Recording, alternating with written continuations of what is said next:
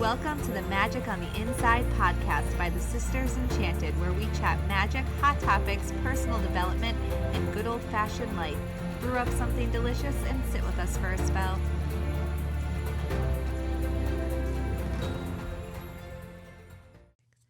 Welcome to this episode of the Magic on the Inside podcast.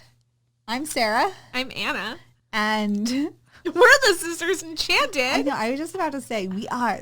But that's like such a dork thing. I don't think we should continue with that. The light is reflecting on my mic. What? It's fine. Everything's fine. Do we want to be? I'm in a creaky chair this week. I noticed. Fantastic. One of these days I'll buy us real chairs. Not today, though. Today is not that day. Tomorrow's not looking good either, as they say. Well, on today's episode of The Magic on the Inside, we are talking about Midsummer. Litha. Depends where you are in the world, how you say it. I call it Litha. Or Midsummer. I say Litha. Litha. I call it Litha. Well, we're in the same spot. Yes, but we are not of one mind always, although often we are, so I don't know. Anyway. We're covering all of our bases. Yeah, all the bases, all the vowels. I love this season. I love these like waxing sort of months. The like Mabon, or not Mabon, what am I talking about? Beltane, and then Litha. And then I love Mabon into Samhain, into the Scorpio new moon, that whole like dark. So I love the like growing into the light. And then I love the like shifting back into the dark. Yeah, summer. It's kind of all things. Time is not my time. I'm not my best self in the summertime. Oh, I am my best self in the summertime. Yeah, no. Summertime. I am my best self in the summer. I'm not. This is a personal problem. But, I mean, why else are you here except to hear our personal problems and learn about the magic making and the witches? That even when I was a spry youthling, and I was, playing soccer year-round. Fun fact. When I was a young wart. When I was a young wart. That was like so over the top. I was not expecting it, and nobody else was either. Everybody who's listening to this right now is like, that was unexpected behavior. That's what we learned in my kids' social skills classes. We learned expected and unexpected behaviors. I couldn't commit. That was an unexpected behavior. Anyways, I couldn't commit. Good, Another fun fact is when we were little, Sara would always be Pumbaa and sing that song, and I would always be the Timon to her Pumbaa.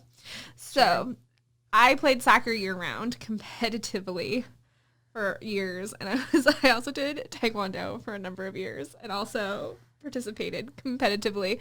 And I always just get so hot. I was always like that girl on the team that like just sweat everywhere, even though I was really in shape. And so even now when I'm not in shape, you just go outside and it's just horrendous. I need like personalized fans. I need a cooling chair to sit in. No, it's pretty hot out. Last week I was actually in Maine, but we were, I forget where we were, walking somewhere we were walking. We were at a campground because I'm an RVer. I'm one of those people. And we were at a campground and we were walking from like the playground back to our campsite. And it was so hot out. And I was having, the inner thigh rubbing situation. Yeah. To where it was like starting to hurt. And I had to like waddle. And my husband was like, what are you doing? And I was like, I'm in so much pain. I don't think I have any flesh left. Yeah. So I get that. But it's even worse when you have like stretch marks there. Yeah. And then it gets even more unpleasant. Yeah. So real life problems. Anyway, Midsummer. We are okay. So we love Midsummer. There's stuff happening. There's Midsummer, Litha, whatever you want to call it. And then the solstice. So it's the longest day of the year. And the year. It's my classy talk. It's the longest day of the year. And often referred to as the solstice. And then also Midsummer, though. But Midsummer is actually a little bit different. Midsummer is like this period of time between the solstice and about June 24th-ish. And so Midsummer is like a festival where the solstice is a time, like a date and time. Midsummer is a festival. And then, of course, the witches, like us, we have Litha, and we're like, it's just going to be everything. It's going to be a festival. It's going to be this period of time. It's going to be a date and time, because we know that the wheel's always turning and nothing is just one blip of time. Everything's moving in tandem constantly. So you're going to hear those 3 words. It can be confusing, but really it's like this longest day of the year, the middle of Anna's clapping at me. I got excited. About? In my head, you said tandem, and all of a sudden I saw us on a tandem bicycle, each with our own baskets, with the Wicked Witch of the West song, and behind us, while we're like tandem we bicycling. We need to do that immediately. I know. Like immediately. Where do we find one? Right now. Right. Anybody have a loaner tandem bicycle? Just happen to have one. Maybe a puppy dog to put in there too. Put some wind to stir up. Put a cat in it. The whole thing. And my cat. We've got some cats to go around. Put Peter in there. He'd love that. You probably would. He'd try to jump out. Anyway. Okay. So during this festival, we talked about Beltane being this like fire fairy energy, and Litha's is pretty similar. It's a fire sort of fairy energy. I think it's more of like where Beltane has more of that like lusty, sexy time fire to it. Litha is more of like an abundant, it's like the growing flourishing after the sexy time at Beltane. So now, we're at Litha, and that's already happened. So, like, we know what comes next. And that's what's happening here. Insert hand gesture. Everything's growing. And this is a festival, though, where we celebrate fairy energy, the fae. We celebrate the bees, the butterflies, the flowers, honey. It's like all of this good, beautiful, floral sort of stuff. What are you laughing at? Because I said sexy time. And then you were like, and then you were like, and then we celebrate the birds and the bees. Oh yeah, that was not intentional. But I'm glad you caught that. All right, that's what I'm here for. Is side commentary. Well, you can take over in all these side commentary, though we know that my Sagittarius self will come back in with too much commentary. But yeah, no, it's probably for the best that I insert ridiculous nonsense and you stay the course, or this podcast will never end. My course is a wild one. Podcast that never ends. Oh my gosh, it's twice in one. On 3 times technically. My friends. Okay, so fairy energy. That's what's happening here. There's all kinds of cool stuff you can do to celebrate Midsummer or Litha, but really like honey. You can set up a sacred space with crystals and a honey jar in the middle. You can make a little offering to the bees or the butterflies out in your yard, just shining light on things, opening your doors and washing your front doors down, your doorsteps. Mm-hmm. All of this just like letting the light and the air in, honoring all of this, the pollinators, the things that are working behind the scenes that we don't see all the time. It's a beautiful moment for that and light in your own life. Now, one of the stories of Midsummer or Litha or the solstice is the story of the goddess Anya. And so, I think Anya, I used to have a student whose name was Anya, and she pronounced it, or she spelled it A-I-N-E. I think it's Anya, but she pronounced it Anya. So anyway, I think it's Anya, though, the goddess. Neither here nor there, but it's spelled A-I-N-E. And she is, I believe, Irish. This story is Irish descent. I might be mistaken, but I believe it is of Irish descent. And she was this person. She's known as the Queen of the Fae. And in her story, there's a bunch of different versions, as there is with every like mythological story. But in all of these versions of the story, she is forced into relationship with men that she's not consented to be in. And in all of them, though, how mythological. I know that's like every mythological story. But in all of them, though, she is like she becomes the badass who like acts like she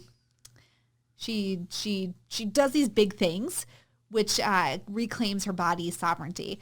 And that's one of the stories of Midsummer too, and of Litha, is really reclaiming what's yours. One of the stories is that there is a king who has taken Anya for his own, and he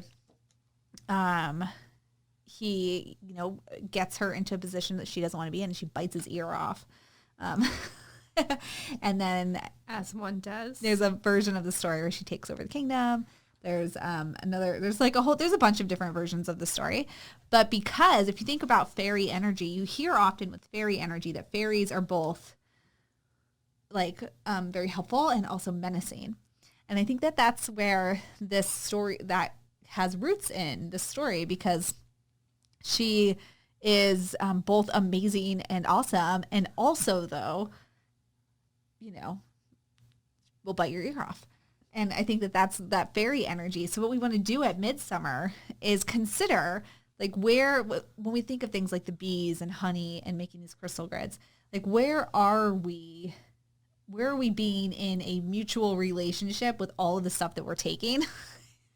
And how can we remember that like all of these flowers, all of these bees, all of this stuff that's flourishing right now, how are we tending to it? How are we practicing gratitude for it? How are we recognizing that that's its own thing and we might be utilizing it, but giving gratitude for it, because it's all these little workers that are helping us to have this, that, bees and butterflies, bees in particular.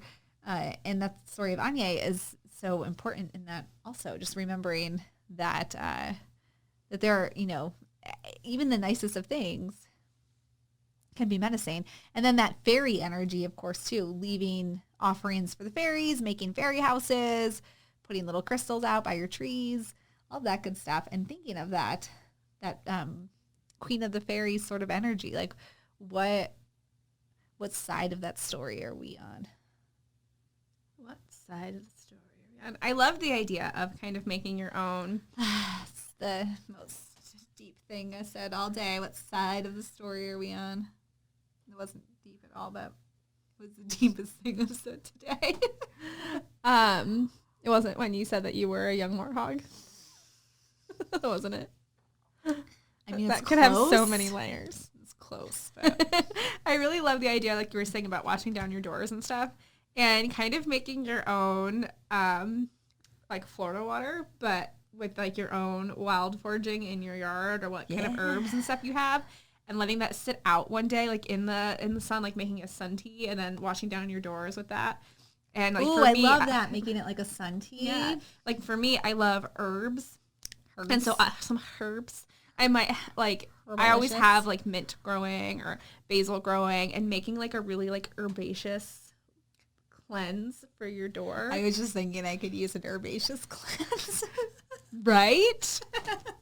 Let's have an herbaceous cleanse, everybody. Excuse me. We should, is what we need to do. And I've always wanted to try this, is we need to get our hands some of that like eucalyptus that people hang from like their showers when they take a steamy shower. The eucalyptus like gets into the steam, and it's like good for just your I just got a herb bundle. An herb bundle? And a herb bundle in the mail. And I think it's cedar, but it has a eucalyptus. Like, what would you call that? Tendril? Yeah, I don't, what is it? Like a leaf? I mean, it's not one leaf. It's like many leaves on a stem, kind of. Fern. I don't know. Anyway, it smells so good. It's on my kitchen counter, and every time I walk by, I pick it up and take a big sniff. Big sniffers. Yeah. When eucalyptus is done well, it's super bright. But I could just, imagine like if you pick some like mint or lemon balm and some basil, or if you have rosemary, let it sit out all day, and then use that to like clean your door, like you said. Or lemon balm's a good. I love fairy lemon balm. Lemon balm and chamomile are good fairy energy herbs. And what's interesting about both of them is that they're both very like dual-sided, because chamomile, we often hear about it for calming or like a sleepy time tea sort of thing. But chamomile is also very fiery. And that's the thing about like herbs and natural remedies in general, is that you treat the ailment with the similar thing. So, like, you treat Right, fire you treat with like- fire. like with like. Like with like, exactly. That's very Ayurvedic of you, Sarah. I know. Very, very Ayurvedic of you. I'm very smart today. I'm just kidding. I'm not. Anyway, so, but chamomile, though, because it is actually very fiery, and it's got, that's that fairy side, though, where, like, is it calming or is it not calming? And lemon balm is similar in that you can use lemon balm for, like, anxiety and anxiousness, sleeping, like calming down, toning down your anxious system, as I already said like 3 times. But it's also has that fiery, like mint situation happening. So they're both great herbs for fairy energy. Well, I'm really hoping to start being able to move around the time of Litha happening. Anna's moving. What do you think? Anna's like, I'll believe it when I have the keys and I'm standing in that house. Yeah. Otherwise, when I see it. Otherwise, I don't speak of it. I don't. But maybe we She could do. doesn't speak I of don't. it. Maybe we could do some like secondhand shopping and find some old teapots. Because I remember one time we talked on the podcast, it was like this new trendy thing where people hang teapots from like their handle on trees to make birdhouses. Maybe we can make a tree fairy magical tree Question. space. What about me makes you think that I'm the Litha. right person to help you, like, cutify anything? Because Litha, and if it's for the witches, and I provide margaritas. Well, I mean, no, I would You do will it. come. But, like, what evidence do you have of me being able to Because make you just said you would come. anything that's cute and quaint and fun looking? Like, I would do that, and it would literally look like I hung a teapot in a Because tree. is what will happen is You're that you'll be my spot, and you'll hand me the teapot, like, and I will cutify the space. you'll do it, and it'll be like, oh, that's so clever. But if I tried that, it'd be like, you have some garbage in your tree. It's my favorite thing when, because Sarah's actually quite crafty. Don't let her tell you otherwise, but she is. But it's also my favorite thing when Sarah makes something and she like hands it to you. She's like, look what I made. And it's like, I don't even know. And she like hands it to you and you're like, this is something. That's the second time today. That's an idea. That's real clever. Well, I don't have much capacity for making things these days. So when I do, I'm like, I made this. I wouldn't actually touch it because it's probably going to fall apart. You could look at it. It was the thought that counted. Exactly. But That's anyway. that's like the theme to your whole witch life. Yeah, I mean, that's a great idea. It's just curious to me that I was the person that you thought would be a good fit to help with that. Because it would be a But midsummer activity. It would be. It would be. Are you going to say it one more time? It would be. I mean, have It you would seen be. my house lately? Like, there's nothing cute about it. Maybe Scarlett can help me because I'm pretty sure she's direct connect to the. Oh, my daughter, fairies. she's definitely half fairy. Definitely. She's like a direct connect. Yeah, like, She might okay. bite your ear off. You know what? She would. It's not funny. She's tried to bite me. She's, like, had terrible fits of rage and bit me before in odd places. So that'll make sense. That's something, maybe we do like a reading at Midsummer and try to find Scarlett's real parents. I am her real mom. I birthed her by real mom. We're going down a wormhole of language that I'm trying to clarify what I'm saying, as in she grew in my stomach, so I know that she's my child. And also, I think maybe a fairy put her there. Like maybe, I don't know. It's all very She's really suspicious. something. It is. And her name is Scarlet Faye. Yes. And I just knew her name. I never thought about it. I actually did not want children. And then Anna had a kid, and I was like, I want to steal him for my own. And then As witches do. I realized that wasn't okay or appropriate. So I just had to have my own. And there was never a thought in my mind that she wasn't Scarlet Faye. And I never thought about kids' names. So I never wanted children. And then we, decided to have children. And I found out I was pregnant. And it's just like, in my mind, it was just like Scarlet Faye. It was just clear as day. She was Scarlet Faye. So she's that's her. But she is definitely one foot in this world, one foot Yes. suspicious fairyland. A suspicious land. Unbeknownst to the rest of us. Yeah. Definitely. But that could be a fun activity for us to do. It could be. Be like, so, Scarlett's fairy mom. Who are you? What have you done? Please help me. Help us. We need the help. Yeah, she'd help you. I know she would. She'd love that. She was so cute today. I went over because we have to have child play dates when we podcast. I had to take my little one, Riker, over to Sarah's house to hang out with our mother and Sarah's kids. And Riker just loves Scarlett, which now I'm feeling like I'm having some second thoughts about. And maybe in 5 years we'll be going cards about Riker's fairy parentage. Because he's kind of mischievous as well. He is. And she's so cute. She comes over and she always gets like my bag and like checks in, and she's such a good little big cousin. Well, I mean, in that moment, I've only ever heard good reports back from her behaviors with Riker. no, I think she'd be great with Riker. She Her seems little to brother, on the other hand, He brought little son brought you a flower. I know, Clover from the yard. Looks half dead. Looks like it was pulled a while ago. No, he pulled it and then gave it to me. Oh. It was hot in the car though. Oh, so you killed it. You're the flower me. murderer. For once. Dun, dun, dun. Or maybe it was when I handed it to you. Oh, yes. I sucked it soul dry. All right. So what are some other things we could do to celebrate Midsummer? So we're going to think about fairy energy. Mm-hmm. We could read. Both legs. Yeah. There's tons of mythological stories. The Horned God. Mm-hmm. You just look them up. You'll find tons of stories there. But the story is Queen of the Fae. Definitely check that out, Anya. You can make yourself a flower crown. Like I said, it's really just that like abundant nurturing of the earth, nourishing the earth, being in relationship with the earth. It's the longest day. Oh, and in terms of just like thinking ahead and rituals and whatnot, considering because it is the longest day. So after this, the days start to get shorter again, which is wild because it feels like the sun just came back. But it would be really nice too because it is hot, and depending on like what area you live in, because I don't want to say anything that like you're not allowed to do, but I know in some areas you can collect rainwater, right? And I know in some areas you cannot. I'm pretty sure. Oh, yes. So check your local rain collecting laws.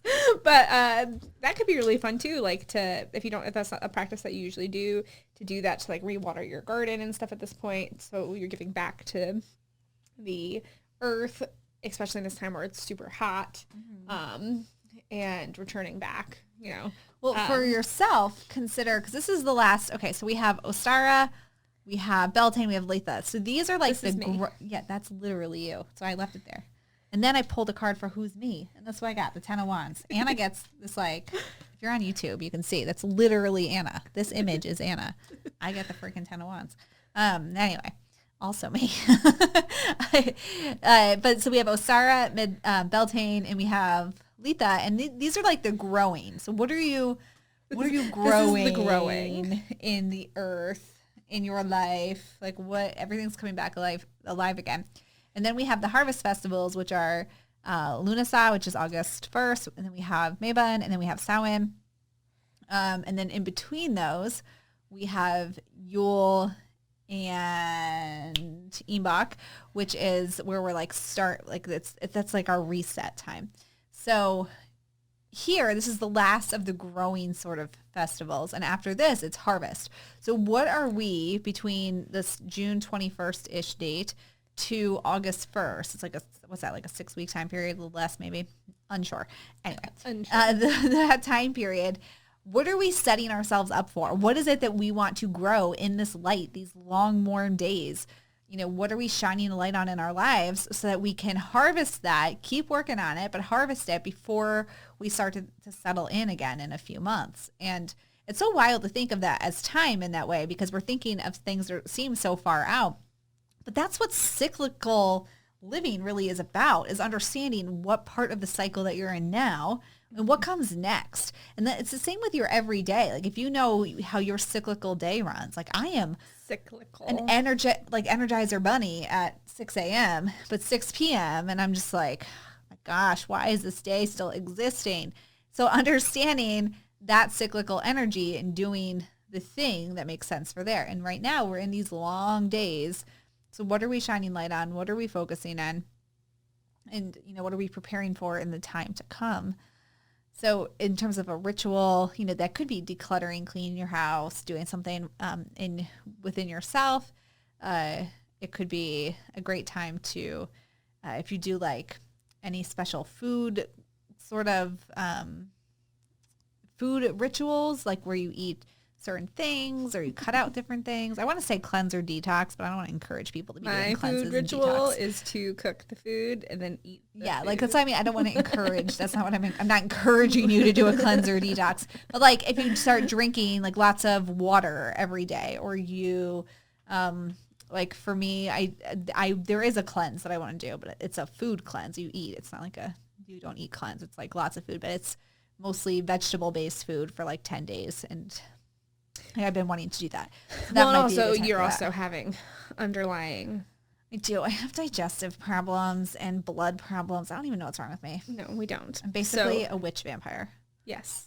I'm probably more of a vampire than a witch right now. That's probably accurate. Due to what my blood tells me about me. Yes. Or a zombie.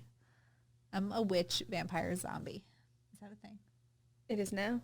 Because I think that's me. Maybe you need a t-shirt that says witch, vampire, zombie. Yeah.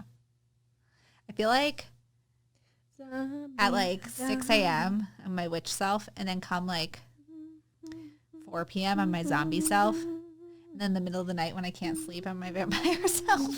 I just go through the stages of self every day. Mm-hmm. It's a beautiful experience. Yeah. Like for me, I like to eat too much and cook too much. So there's never too much of either of those things. No, but I do understand that I think I'm not drinking enough water. Oh yeah, me too. Especially in this summertime, and especially with how much other stuff my body does, that I need to drink some more water and support my nutrition factor, because I'm feeling very malnourished these days. That us. Me too. Except this one actually looks like me. No, that is you. That's like a spinning image of you. All right. Well, Midsummer. Yeah, let's what's the highlight reel here?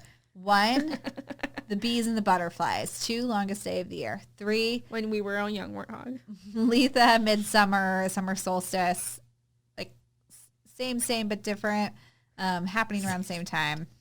Semantics, history, backstory. Very heritage. From which standpoint, pretty much same. And then story of Anya, and just really understanding like that everything is its own thing, and how are we practicing gratitude for all of these own things. My kid's mysterious fairy mom was touched upon, and which zombie vampire. And what do you want to shed light on? Like, what are you continuing to grow so that you can harvest and reap the rewards a few months from now?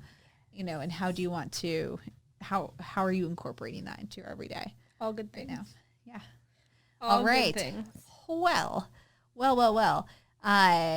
If you have not participated in one of our shadow work webinars, be sure to register for that. We'll have the link for you.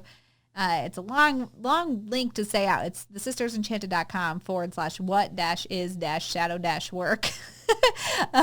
So you can find it there, or you can find it right below or next to wherever it is that you're listening to this, watching this, reading the notes. You will find the link to our What is Shadow Work and how to do it web class. It's free. It's about 1 hour. I teach it live. And by the time you're listening to this, it might still be all 5. I'm teaching it live 5 times in June. Wowzers. I know, 5 different times. So by the time you're listening, there's got to be at least 3 or 4 of them left. So you can register for the time that works best for you, show up live. We have a giveaway for everybody who shows up live and stays till the end. But if you can't come live, we'll send you the replay. So it's a great class, and you'll walk away with at least one, oh my goodness, way of looking at yourself that maybe you hadn't before. I like it. Yeah, so get in there. I like it a lot. Me too. I can't do that. I like it a lot. I like it a lot. All right. Well, that is it. So until next time, we hope that you have And enchanted. the rest of your day ahead.